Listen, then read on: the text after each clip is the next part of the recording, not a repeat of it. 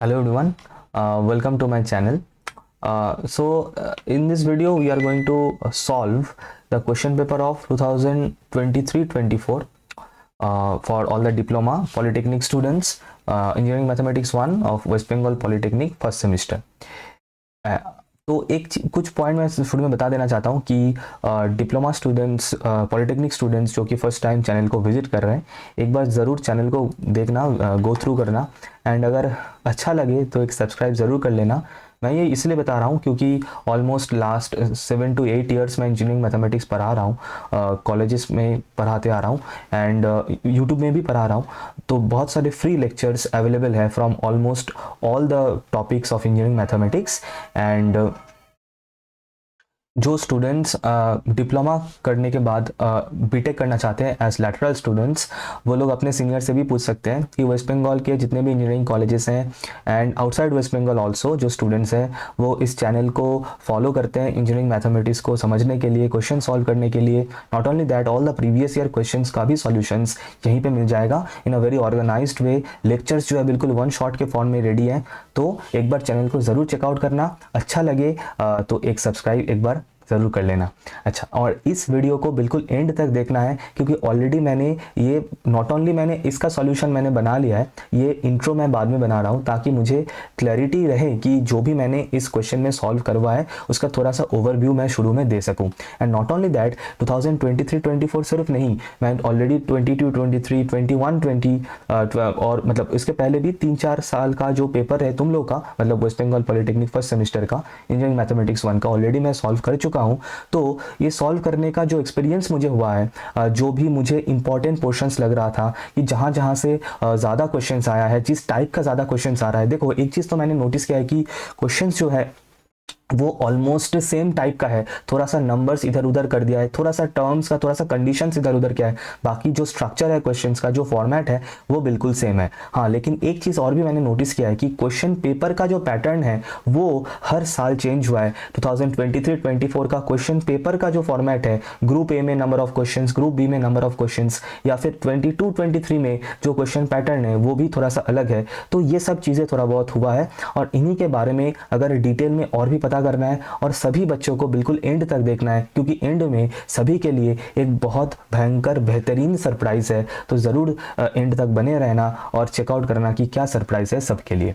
And not only that, क्योंकि मैं already ये जो प्रीवियस पेपर्स है वो ऑलरेडी मैं सॉल्व कर चुका हूँ, तो मैं ये बिल्कुल प्रॉमिस करता हूँ अगर ये जो पर्टिकुलर ये भी अगर video almost 1 hour 5 to 10 minutes का ये वीडियो होगा, क्योंकि मुझे मतलब यही मुझे अच्छा लगता है कि थोड़ा सा डिटेल में बनाने का, चाहे वो वीडियो थोड़ा सा लेंदी हो जाए लेकिन कंसेप्ट बिल्कुल क्लियरली अगर बच्चों को समझ में ना आए तो मुझे लगता है कि पढ़ाना पूरा कंप्लीट नहीं होता है। तो इसीलिए अगर कोई बच्चा ये टोटल 15 क्वेश्चन है, ये 15 क्वेश्चन अगर सॉल्व कर लेगा तो उसको इतना ज़्यादा कंसेप्ट समझ में आएगा, इतना ज़्यादा न्यू फार्मूला और ट्रिक्स पता चलेगा, ये मेरा दावा है। तो जो कि अभी तक नहीं पता था शायद, और अभी ये पता चलेगा। सो डेफिनेटली इस वीडियो को एंड तक देखना and wait for the surprise everyone, क्योंकि जो भी फर्स्ट सेमेस्टर के स्टूडेंट्स है वेस्ट बंगाल पॉलिटेक्निक के, उन लोगों के लिए एक बेहतरीन सरप्राइज है एंड में।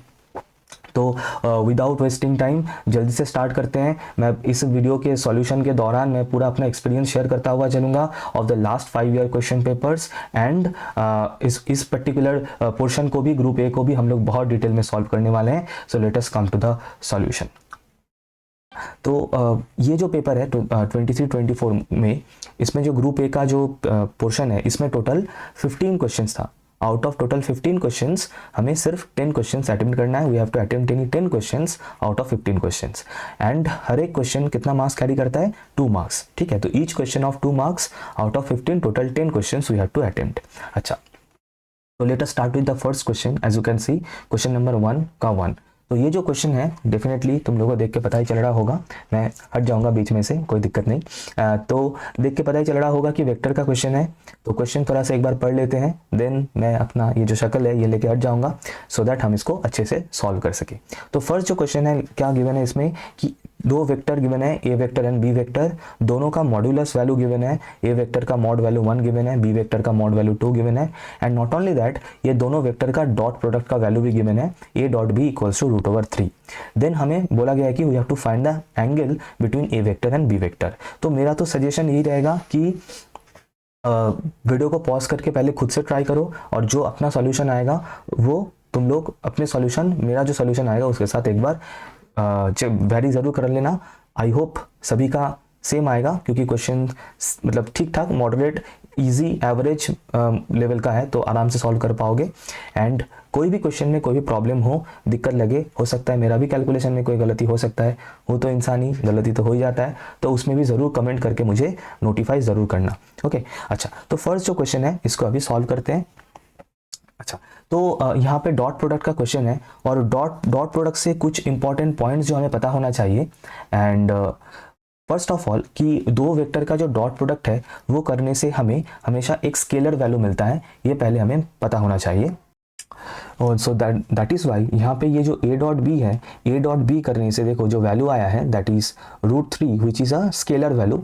सो हमें इतना ज़रूर पता है कि दो वेक्टर का डॉट प्रोडक्ट करने से हमें हमेशा एक स्केलर वैल्यू मिलेगा।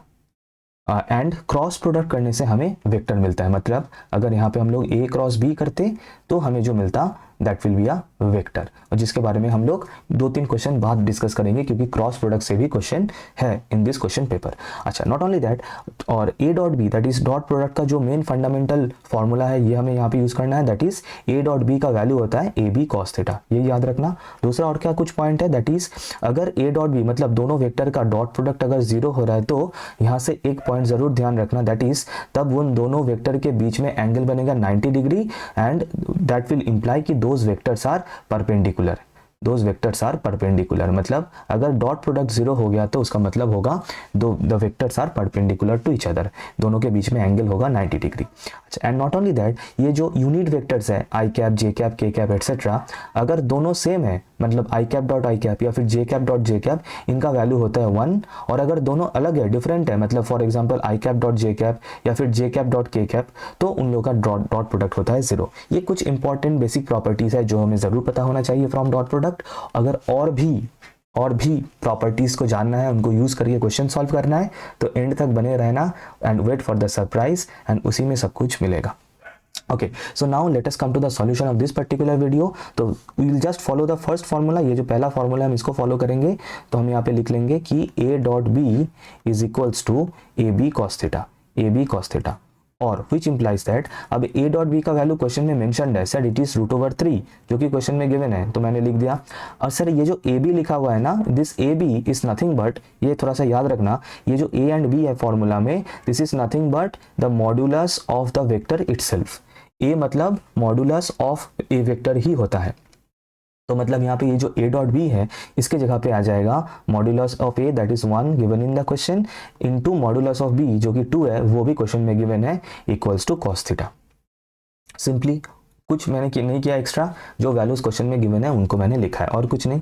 और अच्छा, तो मैं अगर इस 2 × 1 करके जो 2 मिलेगा उसको अगर मैं यहाँ पे लेफ्ट हैंड साइड में इसके नीचे डिवाइड कर दूं, तो मुझे यहाँ से मिल रहा है cos theta equals to √3/2, cos theta is equals to √3/2। अब क्योंकि यहाँ पे ऑप्शंस गिवन है तो हम लोग ऑप्शन से फाइनल आंसर को कंफर्म कर सकते हैं, क्योंकि हमें पता है कि, अब तुम लोग बताओ कमेंट में ये जरूर बताना कि cos कितने का वैल्यू √3/2 होता है, cos of dash is equals to √3/2, और इसका आंसर क्या हो जाएगा, हाँ बिल्कुल 30 डिग्री, क्योंकि हमें पता है cos 30 डिग्री का वैल्यू होता है √3/2, तो इसका आंसर हो जाएगा ऑप्शन नंबर डी।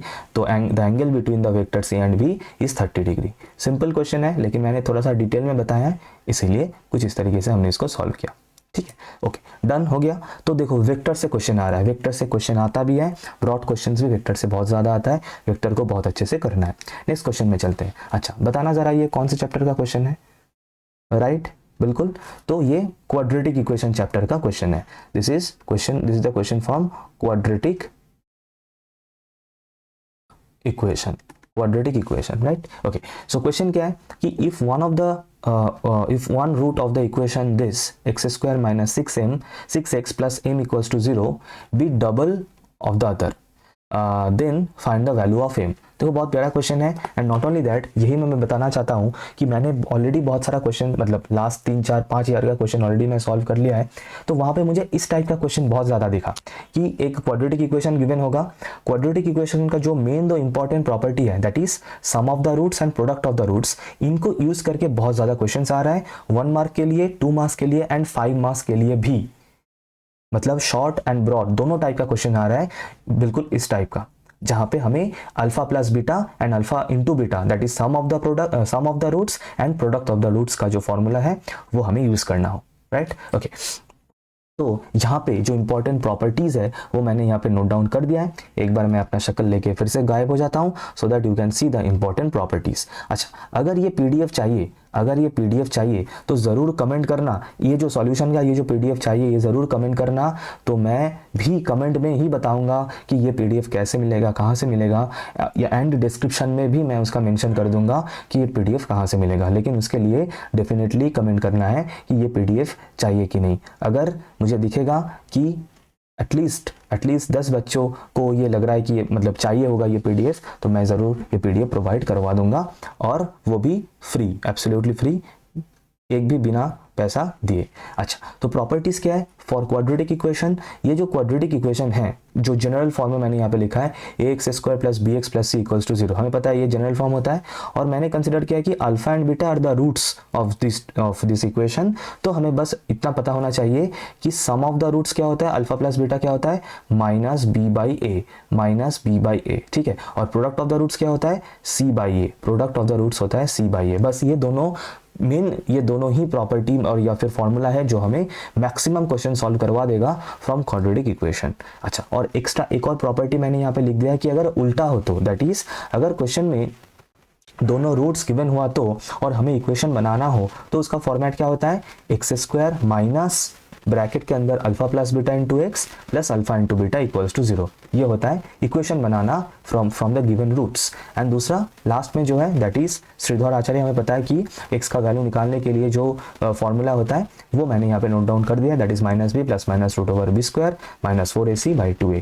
एंड ये जो स्क्वायर रूट के अंदर जो क्वांटिटी रहता है that is B square minus 4ac, इसको डिस्क्रिमिनेंट कहा जाता है। तो देखो क्या हो गया कि जितने भी इंपॉर्टेंट बेसिक की प्रॉपर्टीज है जहां से मैक्सिमम क्वेश्चन जनरेट होते हैं, तो उन प्रॉपर्टीज को मैंने एक जगह पे ऐसे कर दिया है। और अगर बिल्कुल इसी तरीके से पूरा पेपर सॉल्व करना है तो फिर से बता रहा हूँ, एंड तक देखना है, सरप्राइज में ही पता चलेगा कि कैसे ये मिल सकता है। Okay, so now let us solve this particular question. अब देखो हम लोग क्या करेंगे, यहाँ पे यही दोनों प्रॉपर्टी यूज करके इसको सॉल्व करेंगे, that is sum of the roots and product of the roots. Okay, तो अगर मैं इसको कंपेयर करूँ with the standard form of quadratic equation that is a x square plus b x is equal to c, किसको कंपेयर कर रहा हूँ, जो क्वेश्चन में इक्वेशन गिवन है सर उसको, राइट। तो इसको कंपेयर करने से ए बी सी का क्या वैल्यू मिल रहा है, यहाँ पे मैं लिख देता हूँ सर ए का वैल्यू आ रहा है 1, क्योंकि ए क्या होता है एक्स स्क्वायर का कोएफिशिएंट, जो कि यहाँ पे कुछ नहीं है मतलब 1 है।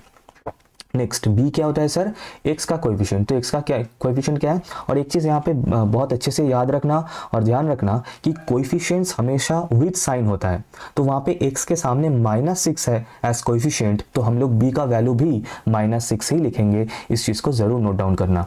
नेक्स्ट, और सी क्या होता है, जो कॉन्स्टेंट टर्म है जो कि क्वेश्चन में है m, तो c इक्वल्स टू m। ये हो गया हम लोग का कंपेरिजन करके जो हमें ए बी सी का वैल्यू मिला है वो। अच्छा, अब हम लोग क्या यूज़ करेंगे, जो मैंने अभी बताया था, sum of the roots and product of the roots. तो हम लोग यहाँ पे क्वेश्चन में क्या गिवन है कि एक रूट इस इक्वेशन का 1 रूट, दूसरा जो रूट है उसका डबल है, उसका डबल है, राइट। तो अगर मैं मान लेता हूँ कि let 1 root of this equation, अगर मैं एक रूट में इसका अल्फा ले लेता हूँ तो दूसरा रूट क्या बनेगा, दूसरा रूट क्या बनेगा, हाँ बिल्कुल सही बताया, दैट इज 2 अल्फा बनेगा, क्योंकि क्वेश्चन में मेंशन्ड है एक रूट दूसरे का डबल है। अच्छा, अब मैं अगर इसके ऊपर sum of the roots apply करूं, दैट इज दोनों रूट को अगर सम कर दूं, मतलब अल्फा प्लस 2 अल्फा, तो अकॉर्डिंग टू द फॉर्मूला मुझे क्या मिलना चाहिए sir, minus of b by a मिलना चाहिए। ओके, चलो तो फिर देख लेते हैं, माइनस ऑफ सर बी का वैल्यू क्या है -6, सर ए का वैल्यू क्या है 1, तो ये माइनस और ये माइनस मल्टीप्लाई होकर ये प्लस हो जाएगा एंड प्लस का 6 हमें मिल जाएगा। और अच्छा, तो फिर यहाँ पे alpha plus 2 alpha equals to 6 मिल रहा है, सर अल्फा प्लस 2 अल्फा मतलब कितना होता है 3 अल्फा, जो कि 6 मिल रहा है, तो अल्फा क्या हो जाएगा सर 6/3 दैट इज 2। इसका मतलब फिर मैं यहाँ पे आ जाता हूँ, इसका मतलब अल्फा का वैल्यू हमें 2 मिल चुका है, बहुत बढ़िया। तो फिर ये एक रूट हो गया अल्फा, सर दूसरा रूट क्या था, अनदर रूट क्या था सर 2 अल्फा था, देखो लेफ्ट हैंड साइड में लिखा हुआ है, तो 2 अल्फा मतलब 2 × 2 मतलब दूसरा रूट हो गया 4। अब हमें m का वैल्यू निकालने के लिए प्रोडक्ट ऑफ द रूट्स का जो प्रॉपर्टी है मेरे पास वो अप्लाई करना है। तो वो प्रॉपर्टी क्या है, अल्फा इंटू बीटा मतलब दोनों रूट का प्रोडक्ट, दैट इज 2 × 4 है ना, दोनों रूट का product is equals to, according to the property क्या होता है सर, c बाई ए होता है। क्वेश्चन में c क्या है सर, c है m और a क्या है सर 1, तो इसका मतलब m बाई 1, तो इसका मतलब m का वैल्यू मुझे क्या मिल रहा है 2 इंटू 4, दैट इज m का वैल्यू मुझे 8 मिल रहा है। तो ये हो गया मेरा फाइनल आंसर। अब अगर मुझे ऑप्शन मिल जाए, हाँ सर ऑप्शन में भी अवेलेबल है and that is 8, so my correct answer is option C 8। So कैसा लगा सॉल्यूशन? बिल्कुल इसी तरीके से एक मतलब एटलीस्ट 2 से 3 और क्वेश्चंस मिलेगा in the paper of your exam. कहाँ से? फ्रॉम क्वाड्रेटिक इक्वेशन, जहाँ पे यही सेम तरीके से प्रॉपर्टी यूज करके सॉल्व करना है। और अगर अच्छा लग रहा है सॉल्यूशन टेक्निक्स तो डेफिनेटली एक लाइक ज़रूर करते हुए चलना और शेयर करना अमंग योर फ्रेंड्स जितना ज़्यादा हो सके, तो थोड़ा सा सपोर्ट मुझे भी हो जाएगा, राइट? ओके, चलते हैं नेक्स्ट क्वेश्चन में। ओके सर, अगेन हम लोग आ चुके हैं क्वेश्चन में जहाँ पे लॉगरिदम का क्वेश्चन है ना। ये क्वेश्चन कहाँ से है sir? This is from logarithm and log भी एक बहुत प्यारा एंड इम्पॉर्टेंट चैप्टर है from exams point of view. So logarithm से ये क्वेश्चन है, बहुत बढ़िया। तो लॉगरिदम का भी जो बेसिक प्रॉपर्टीज़ हमें ज़रूर पता होना चाहिए, मैंने यहाँ पे नोट डाउन कर दिया है, यहाँ से देख सकते हो। और अगर फॉर्मूला सभी चैप्टर्स, इंपॉर्टेंट चैप्टर्स का एक साथ चाहिए एज ए होल, पूरा जो सिलेबस है उसका सब फॉर्मूला अगर एक साथ चाहिए तो डेफिनेटली कमेंट करना, मैं ज़रूर प्रोवाइड करा दूंगा। एंड डिस्क्रिप्शन में भी एंड कमेंट में भी मैं उसका मेंशन कर दूंगा कि कहाँ से you can have that thing, right? Okay, so now next let us see ये वाला क्वेश्चन नंबर 1 का 3, दैट इज लॉग का क्वेश्चन है। तो लॉग से एक एक्सप्रेशन गिवन है 2 to the power log 5 base 2 and 9 to the power log of root over 3 base 3। हमें इसका सिंप्लीफाई करके इसका वैल्यू फाइंड करना है। तो इसको सॉल्व करने के लिए जो भी प्रॉपर्टीज हमें चाहिए होगा मैंने वो ऑलरेडी नोट डाउन कर दिया है, you can see in the box as you can see here. तो यहाँ से ही मैं प्रॉपर्टीज पिक करके जो है इस क्वेश्चन को सॉल्व करूंगा। अच्छा, तो इसको सॉल्व करने के लिए इसको थोड़ा सा सिंप्लीफाई करना बहुत ज़रूरी है। सो let us see the thing. देखो यहाँ पे जो भी इंपॉर्टेंट प्रॉपर्टीज़ है उसमें से ये प्रॉपर्टी नंबर 6 को ज़रा ध्यान से देखना। ये एक इंपॉर्टेंट प्रॉपर्टी है, गर्लफ्रेंड बॉयफ्रेंड वाला प्रॉपर्टी मैं इसको बोलता हूँ। और गर्लफ्रेंड बॉयफ्रेंड और गर्लफ्रेंड का जो बेस्ट फ्रेंड होता है, ये बहुत एक मज़ेदार प्रॉपर्टी है। ये कैसे काम होता है? देखो प्रॉपर्टी बोल रहा है कि ये है कि b to the power, b के पावर में क्या है log ऑफ x एंड यहाँ पे log का बेस है b, ठीक है? तो मतलब क्या हुआ, टर्म क्या हुआ, b to the power log of x base b। तो सिनेरियो ये है कि अगर यहाँ पे जो टर्म है, मतलब जिसके पावर में मैं log को लिख रहा हूँ वो वाला टर्म एंड log का ये जो बेस है, अगर ये दोनों सेम हुआ तो सिनेरियो क्या होगा? सिनेरियो ये होगा कि मान लो ये है बॉयफ्रेंड और ये log बेस b है गर्लफ्रेंड। तो ये दोनों एक दूसरे के साथ क्या होता है कि 2-3 साल के रिलेशनशिप के बाद बहुत ज़्यादा कलेश हो जाता है ना। तो एक दूसरे को डिशुम करके एक दूसरे के साथ झगड़ा कर लेगा। बचेगा कौन? गर्लफ्रेंड का जो मेल बेस्ट फ्रेंड होता है वो बच जाता है, जो कि ये है x। तो इसका आंसर मेरा हो जाता है x। तो यहाँ पे ध्यान रखने वाला पॉइंट क्या है कि जिसके पावर में हम लोग log लिख रहे हैं वो नंबर और log के बेस में जो नंबर है वो नंबर, अगर ये दोनों सेम हुआ तो ये दोनों बॉयफ्रेंड गर्लफ्रेंड बन जाएगा। बचेगा क्या?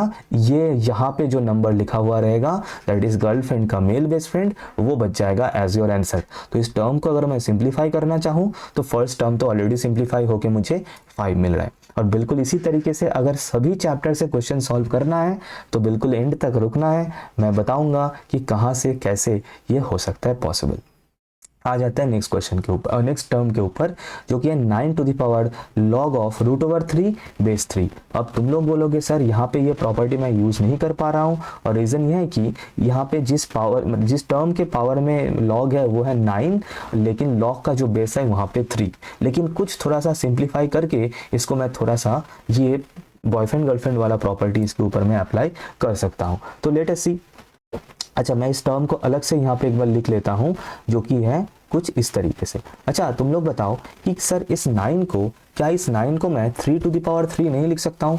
मैं थोड़ा सा हट जाता हूँ ताकि तुम लोग को ये जो है प्रॉपर्टीज दिखता रहे। हाँ ठीक है, ओके। क्या मैं इस टर्म को, मतलब इस 9 को, क्या मैं ये नहीं लिख सकता हूँ कि 3 स्क्वायर ये जो 9 है, इस 9 को तो मैं ज़रूर लिख सकता हूँ 3 स्क्वायर, और इस 3 स्क्वायर के पावर में क्या है, log base 3 square root of 3 equals to, अब हमें पता है कि ये जो टर्म्स होता है, मतलब पावर में अगर ऐसे टर्म्स ब्रैकेट के बाहर ऐसा रहता है तो वो असल में मल्टीप्लाइड फॉर्म में ही रहता है। तो मैं इसको लिख सकता हूँ 3 to the power 2 into log base 3 square root of 3। Next, उसके बाद अच्छा तो इसके बाद एक और प्रॉपर्टी यहाँ पे मैं दिखाता हूँ, नंबर प्रॉपर्टी नंबर 5 को ज़रा नोट करना। यहाँ पे प्रॉपर्टी ये बोल रहा है कि लॉग के सामने अगर कोई नंबर लॉग के साथ मल्टीप्लाइड रहता है तो एक प्रॉपर्टी को यूज़ करके वो नंबर यहाँ पे मैंटिसा जो रहता है इसके पावर में जा सकता है, दैट इज इस x के पावर में वो नंबर चला जाता है। तो यहाँ पे अगर मैं वो प्रॉपर्टी यूज़ कर दूँ तो ये जो 2 मुझे दिख रहा है लॉग के सामने मल्टीप्लाइड फॉर्म में, वो चला जाएगा, ये जो स्क्वायर रूट है, स्क्वायर रूट ऑफ 3 है, इसके पावर में। तो मैं नेक्स्ट लाइन में लिख सकता हूँ कि 3 to the power 3 to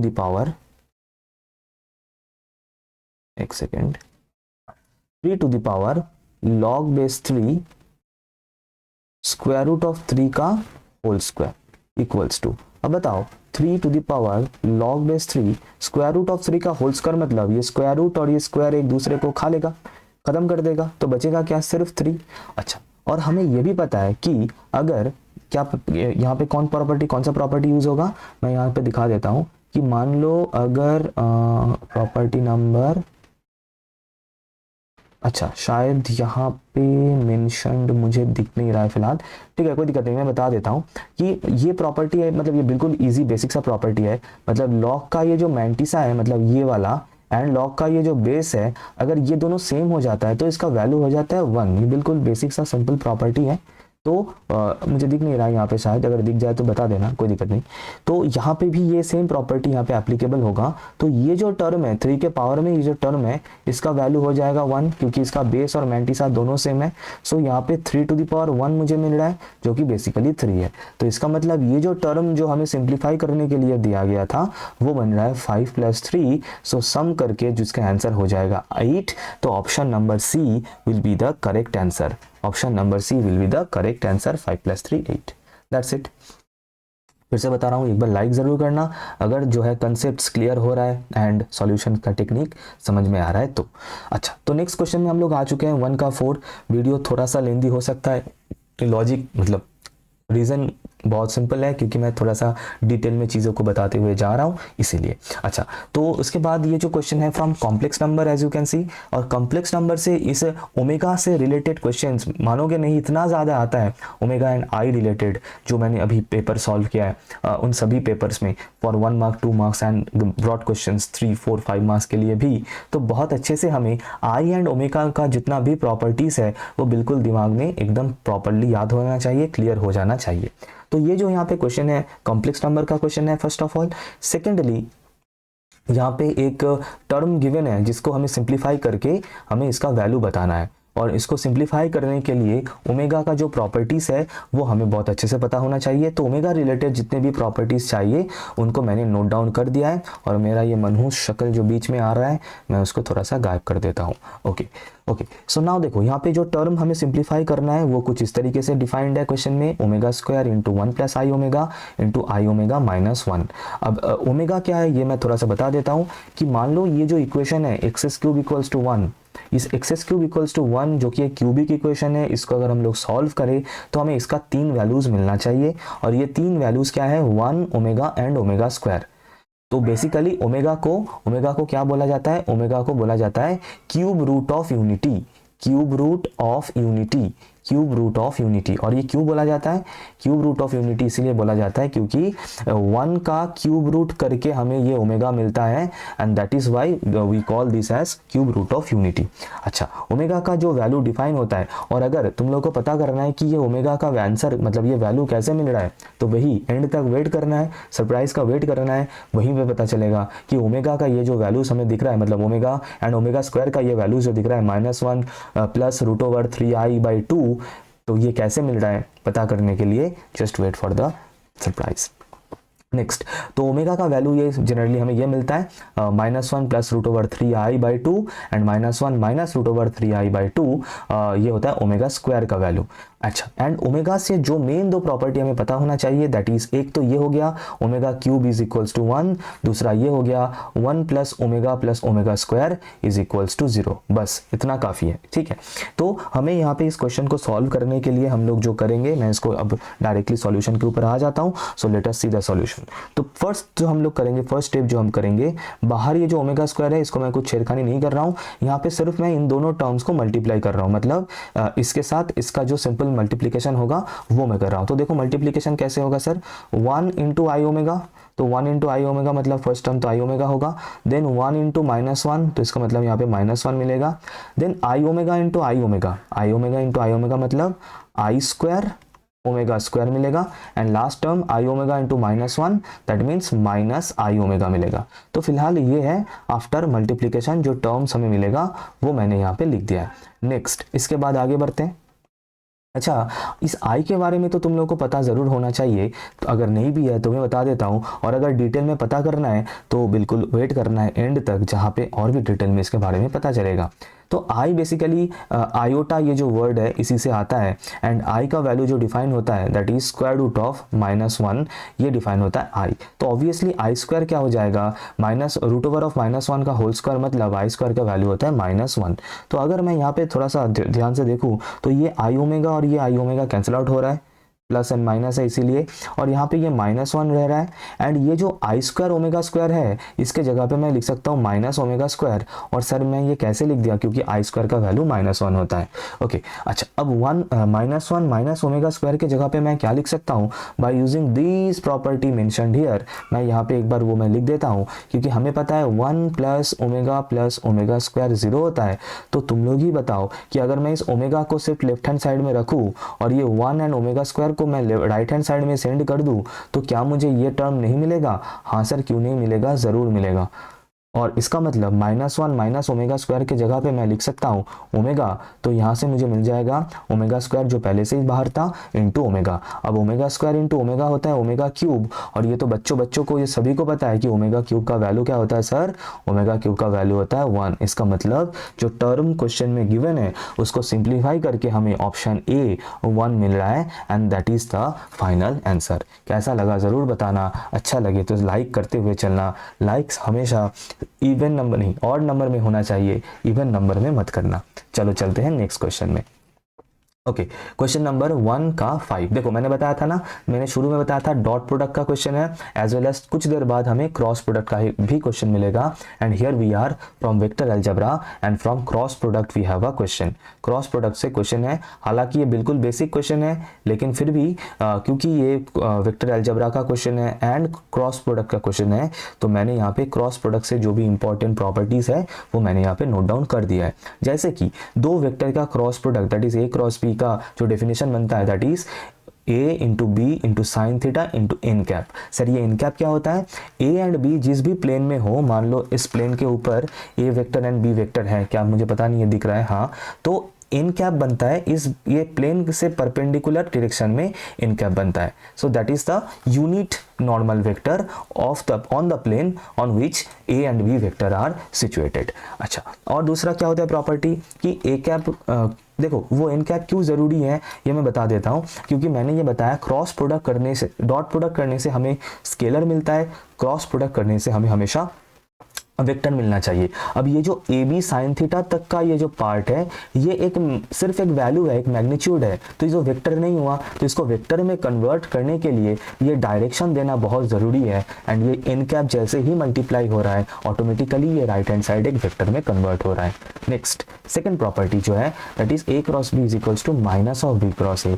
direction बहुत इंपॉर्टेंट है इन टर्म्स और in the case of a vector. तो इसीलिए अगर मैं ए और बी का ऑर्डर अगर चेंज कर रहा हूँ, बी को आगे लेके आ रहा हूँ, ए को बाद में, तो सामने एक माइनस साइन आएगा। नॉट ओनली दैट, अगर ए क्रॉस बी का वैल्यू 0 वेक्टर हुआ तो मतलब दो वेक्टर का क्रॉस प्रोडक्ट 0 हुआ तो definitely those two vectors are collinear, मतलब दोनों सेम लाइन के ऊपर है, दोनों सेम लाइन के ऊपर है, ये इसका मतलब होता है। अच्छा, अब यहाँ पे जो ये नंबर 4th प्रॉपर्टी है यही इस क्वेश्चन को सॉल्व करने में हमें मदद करेगा। दैट इज ये बेसिकली साइक्लिक ऑर्डर में होता है, क्लॉकवाइज डायरेक्शन में। मैं बता देता हूँ, मान लो यहाँ पे मैंने आई कैप लिख दिया, यहाँ पे जे कैप, यहाँ के के कैप, क्लॉकवाइज डायरेक्शन में ये रोटेशन को ध्यान रखना। क्लॉकवाइज मतलब जो क्लॉक होता है उसका जो आर्म्स होता है ना, वो जिस डायरेक्शन में रोटेट करता है उसको हम लोग क्लॉकवाइज डायरेक्शन बोलते हैं। एंड जनरली मैथमेटिक्स में बाय डिफॉल्ट क्लॉकवाइज डायरेक्शन को ही पॉजिटिव डायरेक्शन माना जाता है। तो इसीलिए आई कैप डॉट जे कैप का वैल्यू क्या होगा, उसका क्लॉकवाइज डायरेक्शन में जो वेक्टर हमें दिख रहा है दैट इज के कैप। फिर उसके बाद j cap cross k cap, j cap cross k cap का आंसर क्या होगा, उसका क्लॉकवाइज डायरेक्शन में नेक्स्ट जो वेक्टर आ रहा है that is i cap. And k cap dot i cap, sorry k cap cross i cap का आंसर क्या होगा, क्लॉकवाइज डायरेक्शन में नेक्स्ट जो वेक्टर आ रहा है that is j cap will be the answer. तो ध्यान रखना ये वाला रिजल्ट ही इस पर्टिकुलर क्वेश्चन को सॉल्व करने में मदद करेगा। अच्छा, और लास्ट में फिफ्थ प्रॉपर्टी में दोनों क्रॉस प्रोडक्ट का जो मैं हट जाता हूँ, हाँ, जो क्या बोलते हैं कि जो कंपोनेंट्स होता है आई कैप जे कैप के कैप का वेक्टर का, उन्हीं का कैलकुलेशन ऐसे डिटर्मिनेंट से करते हैं। और अगर इसको अच्छे समझना है तो ज़रूर हम मतलब ये जो क्रॉस प्रोडक्ट का ये जो एक्सपेंशन है, ये जो वैल्यू मैंने यहाँ पे प्रॉपर्टी नंबर 5 में मैंने लिखा है, इसको बहुत बार इससे क्वेश्चन आ रहा है। तो अगर इसको समझना है एंड तक फिर से मैं बताना हूँ तो थोड़ा सा जुड़े रहना है। ओके, नेक्स्ट अब इसको क्वेश्चन को सॉल्व कर लेते हैं। तो देखो इसका हमें वैल्यू निकालने के लिए बोला गया है। अब देखो i cap dot i cap cross j cap, ये ब्रैकेट के अंदर जो है ये क्या होगा, ये ऑलरेडी मैं बता चुका हूँ, इसका वैल्यू होता है के कैप। तो इसको अगर सिंप्लीफाई करें तो हमें क्या मिल रहा है, के कैप डॉट पहले से ही था क्वेश्चन में और एक और के कैप मिल रहा है। और ये हम लोगों ने डॉट प्रोडक्ट में प्रॉपर्टी देखा था कि दोनों अगर सेम है, यूनिट वेक्टर अगर दोनों सेम है तो उनका डॉट प्रोडक्ट का वैल्यू होता है 1। तो इसका मतलब इसका आंसर हो जाएगा, करेक्ट आंसर हो जाएगा option number A that is 1। So that's it. तो इतना प्यारा, इतना बिल्कुल इतना हलवा क्वेश्चन है, लेकिन फिर भी बहुत ज़्यादा इंपॉर्टेंट है क्योंकि प्रॉपर्टी इंपॉर्टेंट है। चलते हैं नेक्स्ट क्वेश्चन में, क्वेश्चन नंबर 6। ओके, अब देखो आ चुका है कॉम्प्लेक्स नंबर से फिर से एक क्वेश्चन है ना, कॉम्प्लेक्स नंबर से क्वेश्चन आ चुका है। एंड नॉट ओनली दैट, ये कॉम्प्लेक्स कॉन्जुगेट का क्वेश्चन है जो कि one of the most important है। तो 2023-24 नॉट ओनली 23-24 बाकी पेपर में भी मैंने एक चीज नोटिस किया है कि जिस भी पोर्शन से क्वेश्चंस आ रहा है उन्हीं पोर्शन से क्वेश्चंस लगातार आता हुआ जा रहा है। अब थोड़ा सा वैल्यूज इधर उधर कर दिया, तो जिन बच्चों ने एटलीस्ट प्रीवियस ईयर बहुत अच्छे से सॉल्व कर लिया 3 4 5 एटलीस्ट, तो वो लोग आराम से पेपर देके आ सकते हैं बहुत बढ़िया तरीके से। ये मैं बिल्कुल ठोक के बता रहा हूँ, ठीक है। Okay, so let us see the solution of this particular one. अब यहाँ पे कॉम्प्लेक्स नंबर से जितने भी इंपॉर्टेंट प्रॉपर्टीज है मैंने यहाँ पे नोट डाउन कर दिया है। If you want you can definitely check out the properties. अच्छा, z इंटू जेड, ये जो z बार जो दिख रहा है, what does that z bar define? z bar मतलब होता है जो भी एक कॉम्प्लेक्स नंबर है उसका कॉम्प्लेक्स कॉन्जुगेट होता है z बार, कॉम्प्लेक्स कंजुगेट होता है z बार, ठीक है। अच्छा, और वो कैसे किया जाता है कि मान लो अगर एक कॉम्प्लेक्स नंबर है z जो कि डिफाइंड है x प्लस आई वाई इस तरीके से, तो उसका कॉम्प्लेक्स कंजुगेट क्या बनेगा, जो ये इमेजिनरी पार्ट है इस इमेजिनरी पार्ट का सिर्फ साइन चेंज कर देना होता है। अगर प्लस था तो वो माइनस हो जाएगा, और अगर z में वो माइनस था तो वो प्लस हो जाएगा इन z बार, बस और कुछ नहीं। रियल पार्ट बिल्कुल इंटैक्ट रहता है, इमेजिनरी पार्ट का साइन चेंज हो जाता है, दैट्स इट, और कुछ नहीं, ठीक है। अच्छा, तो इसका मतलब यहाँ पे ये जो z गिवन है that is 2 plus I into root over 3, इसका complex conjugate that is z bar क्या बनेगा, 2 minus I into root over 3, 2 minus I into root over 3, ठीक है। तो अब इन दोनों को सिर्फ मल्टीप्लाई कर देना है क्योंकि क्वेश्चन में वही पूछा गया है कि z इंटू जेड बार है ना, z इंटू जेड बार। और अगर चाहो तो इसका डायरेक्ट प्रॉपर्टी भी याद रख सकते हो जो कि प्रॉपर्टी नंबर 7 में मैंने यहाँ पे लिख दिया है, that is z into z bar क्या होता है, z इंटू जेड बार होता है रियल z का whole square plus imaginary z का होल स्क्वायर, इमेजिनरी z का होल स्क्वायर। तो मतलब दोनों में से कोई भी यूज कर सकते हो, कोई दिक्कत नहीं, सेम ही आएगा आंसर दोनों से, बेसिकली एक दूसरे से बना हुआ प्रॉपर्टी है और कुछ नहीं, ठीक है। अच्छा, तो what ever technique you prefer, कोई दिक्कत नहीं। तो अगर मैं इसको फॉलो करूँ तो जो आंसर आएगा मैं उसको मैं बता देता हूँ क्या आएगा फाइनली, मतलब कैलकुलेशन क्या आएगा। दैट इज देखो रियल z मतलब z का जो रियल पार्ट है दैट इज 2, इसका मतलब ये हो गया 2 का स्क्वायर, प्लस इमेजिनरी पार्ट मतलब i के साथ जो मल्टीप्लाइड रहता है वो होता है imaginary part with sine obviously, that is plus root over 3 का होल स्क्वायर। तो इसको अगर सिंप्लीफाई करूँ तो मुझे मिल जाएगा 4 प्लस 3, तो इसका आंसर आ रहा है इसका आंसर आ रहा है 7, इसका आंसर आ रहा है 7। क्या ऑप्शन है? हाँ सर बिल्कुल ऑप्शन है, option number A. That's it, ठीक है, ऑप्शन नंबर ए। ओके चलो ये हो गया डन, सिंपल हलवा क्वेश्चन बिल्कुल फ्रॉम कॉम्प्लेक्स नंबर। चलते हैं नेक्स्ट क्वेश्चन में, 1 का क्वेश्चन नंबर 7। ऑलरेडी हम लोग मिडवे मतलब हाफ पोर्शन कर चुके हैं ग्रुप ए का, बाकी हाफ पोर्शन में अभी आगे बढ़ेंगे। ओके तो अब ये जो क्वेश्चन है, देखो मैं यहाँ पे फिर से एक पॉइंट में बताना चाहूँगा, मैं थोड़ा सा इंटरप्ट कर रहा हूँ, सॉरी, क्योंकि मैं ये बताना चाहता हूँ ये जो टाइप दिख रहा है ना 1 + 3x + 3x² + x³ whole to the power 10, तुम लोग नहीं मानोगे ये लास्ट 3-4 ईयर में हर एक पेपर में सॉरी बिल्कुल इसी तरीके का एक टर्म गिवन था और फिर उससे different types of question generated थे, बिल्कुल इतना इंपॉर्टेंट है ये। अच्छा तो बेसिकली ये बाइनोमियल थ्योरम या फिर बाइनोमियल एक्सपेंशन का क्वेश्चन है, जहाँ पे हमें वो जनरल टर्म वाला फॉर्मूला पता होना चाहिए to solve this particular question. तो मैं थोड़ा सा इसका सॉल्यूशन जो है तुम लोगों को बता देता हूँ। पहले तो ये चैप्टर कौन सा है, this is from binomial, this is from binomial theorem, this is from the chapter called binomial theorem, ये तो सभी को पता है। अब क्वेश्चन क्या है, क्वेश्चन ये है कि एक टर्म गिवन है यहाँ पे ब्रैकेट के अंदर दिख रहा है 1 + 3x + 3x² + x³ whole to the power 10, ये टर्म गिवन है। हमें इस टर्म का जो मतलब x³ जहाँ पे आएगा उस x³ का कोएफिशिएंट हमें फाइंड करने के लिए बोला गया है। अच्छा तो ये बहुत प्यारा क्वेश्चन है एंड नहीं मानोगे कितना मतलब सो मेनी टाइम्स ये रिपीट हो चुका है, बहुत बार ये रिपीट हो चुका है इन द लास्ट कुछ ईयर्स में, 3-4 साल में बहुत बार, मतलब हर एक ईयर में इस टर्म से एक क्वेश्चन है। ओके सो इसको सॉल्व करने के लिए हम लोग जो बाइनोमियल का जो मेन प्रॉपर्टी है, प्रॉपर्टी नंबर 2 जो एक्सपेंशन का जो प्रॉपर्टी है वो ही यूज़ करेंगे, लेकिन वो यूज़ करने से पहले थोड़ा सा 2000 IQ लगाना है ना, 2000 IQ लगाना है। और वो कैसे, लेट अस अंडरस्टैंड। इसके ऊपर आते हैं, एक सेकेंड थोड़ा सा इंक देख लो। हाँ तो यहाँ पे क्या चीज़ गिवन है, 1 + 3x + 3x² + x³ whole to the power 10। Sir ये जो ब्रैकेट के अंदर ये जो 4 टर्म है, क्या इन टर्म्स को देख के कुछ लग रहा है, कुछ अगर नहीं लग रहा है तो दिक्कत है बेटा, लगना चाहिए। और अगर कुछ लगाना चाहते हो तो डेफिनेटली इन तक जुड़े रहना, वो उसका व्यवस्था हो जाएगा, है ना। बार बार सर बोल रहे हैं कि एंड में क्या है, एंड में तो उसके लिए तो एंड तक जाना पड़ेगा इस वीडियो का। अच्छा तो इस क्या मैं इसको देखो, मैं इसको भी थोड़ा सा लिखता हूँ और तुम लोग बताना मज़ा आ रहा है कि नहीं। देखो मैं इसको पहले लिख रहा हूँ ये जो टर्म है राइट हैंड साइड में यहाँ पे लिख रहा हूँ, शायद मैं बीच में आ रहा होगा ना, मैं थोड़ा सा गायब भी हो जाता हूँ। सर क्यों आ जाते हैं स्क्रीन के ऊपर, हट जाओ, हाँ हट गया।